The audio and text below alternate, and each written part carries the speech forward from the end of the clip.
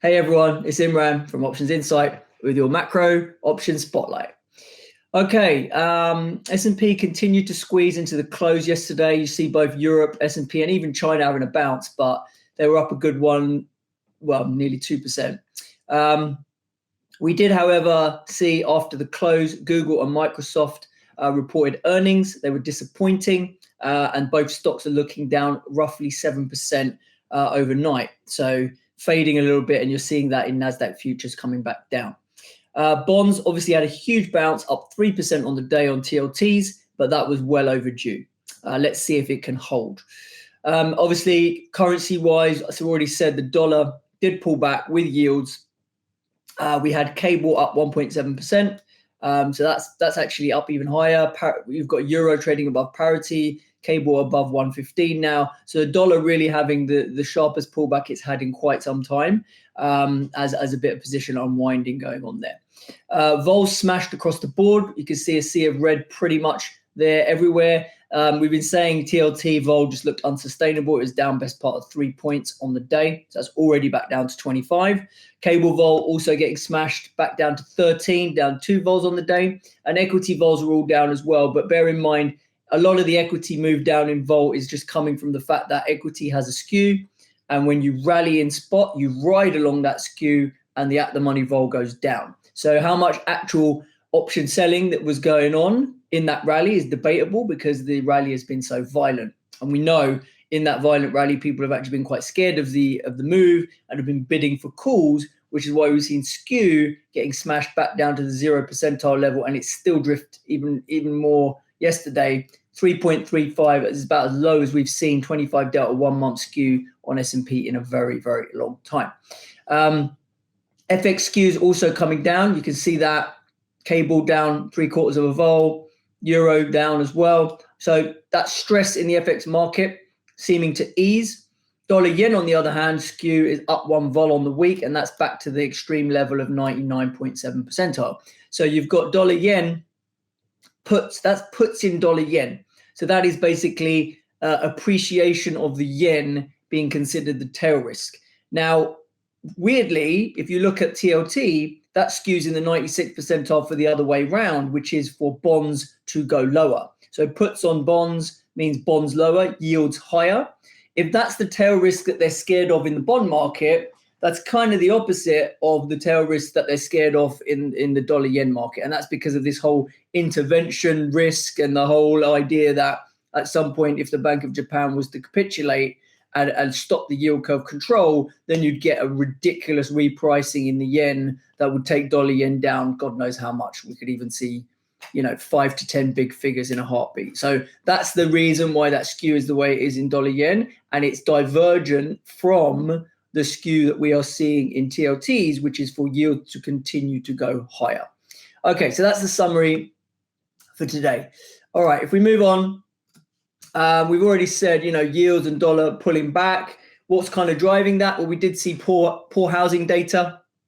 The Case-Shiller index, we saw a big miss on the Richmond Fed, and weaker consumer confidence. So all these things kind of triggering yields to go lower. The whole bad news is good news in terms of yields and in terms of how aggressive the Fed's going to be. We already got a sniff that we might hear after the FOMC meeting next week that they're going to start doing smaller hikes. So the market kind of continuing on that theme, seeing the dollar pulling back, seeing yields going down. Euro, like I said, above parity today.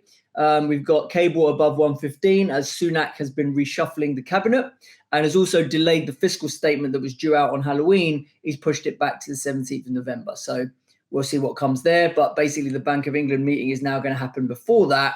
And we've seen cable drift slightly from its intraday highs when that thing got delayed. The question really now becomes, has the dollar topped out in a meaningful way, or is this just another one of those pullbacks that we've seen over the last year? Aussie dollar was also up pretty big overnight on higher CPI than expected in Australia. So you can see here you've got all those 3 majors there, euro, sterling, and Aussie, all ripping quite a bit over the last 24 hours or so.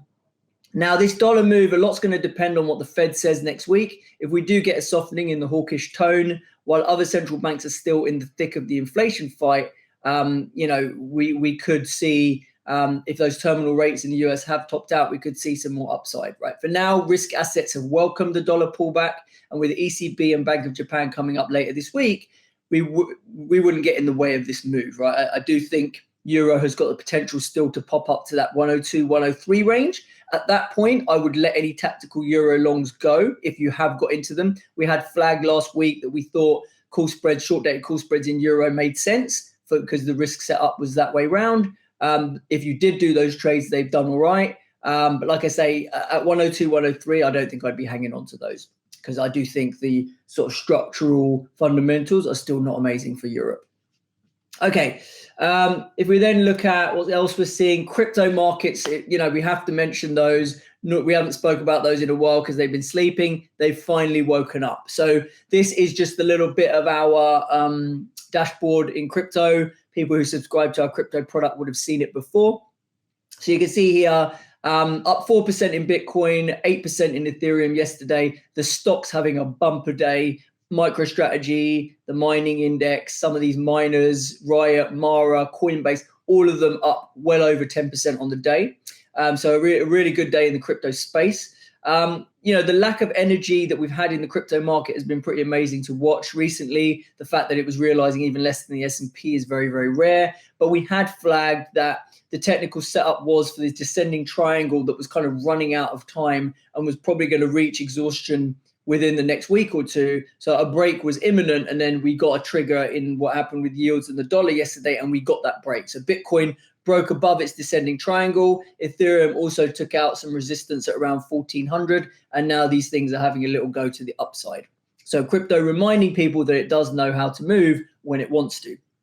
Ethereum being up 8% on the day, that has triggered the realized to bounce quite significantly. So realized has got as low as around 40. It's now back to 60 just off the back of that 8% rally. And the carry that was showing up in crypto, which was, above 20 vols, has obviously come down as that spread between implied and realized has converged. You can see the daily moves in Ethereum were pretty light, and then boom, we get an 8%er, and it looks very, very different. Okay, we do see this as an opportunity to add hedges. We have been saying in our crypto weeklies that we're waiting for a rally to add to our hedges, and that will take me over to the trade idea and what I'm doing within the crypto space. Clearly, it could keep rallying a bit longer. If the equity rally lasts a bit longer, don't be surprised to see it squeeze another 10%. But from my perspective, I'm happy to continue selling into that and get myself fully hedged and maybe even short the market if it manages to get up there over the next month, maybe into the end of November. So that's my game plan. Okay, outside of that, in the daily note, we reiterate what's going on in the VIX. So we've got the VIX here. Obviously, it has started to drift lower. Thanks for listening, guys. I'll catch you all tomorrow.